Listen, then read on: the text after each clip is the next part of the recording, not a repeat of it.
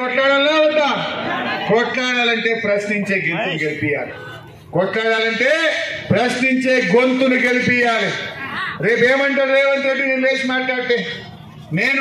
మీరు వెంకట్రామరెడ్డి గెలిపించారనుకో కడక్ మాట్లాడతా, నిన్ను సురుకు పెట్టినా బిడ్డ ఇస్తావా అయ్యో అని సంగతి ఏందంట. తప్పిపోయి కాంగ్రెస్ వాళ్ళకి ఓట్లు పడ్డాయనుకో ఏమంటాడు? నేను 2 లక్షలు ఎగబెట్టినా, నేను 4,000 పింఛన్ ఎగబెట్టినా, అవ్వాత అక్క చెల్లెలకు 2,500 ఎగబెట్టినా, ఆడవిళ్ళ పెళ్లికి తులం బంగారం ఎగ్గొట్టినా, బాయికాడ మోటార్లు కాలిపోయేటట్టు చక్కగా కరెంట్ ఇయ్యలేదు, అయినా నాకే ఓట్లేసిరా హరీష్ రావు నువ్వేం మాట్లాడతావు అనడా?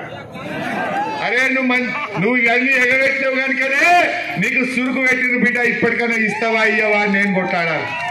గా శక్తి నాకు ఇయ్యింది, గా బలం నాకు ఇయ్యాలంటే మీరు కారుకు మన వెంకట్రామరెడ్డి గారిని గెలిపియండి. పేగుల దగ్గర దాకా మేము కొట్లాడతాం, పేగుల దగ్గర దాకా కొట్లాడతాం, ఎంత దూరమైనా మీకోసం నిలబడతాం. ఆ రోజు రానే రాదన్న తెలంగాణ తెచ్చుకోలేదా? ఇక మా స్టేషన్ సీన్ ఉన్నాడు, పట్టాల మీద మా మోహన్ రెడ్డి అన్న మేమందరం కూర్చుంటే మమ్మల్ని తీసుకుపోయి మెదక్ జైలు వేసిండ్రు.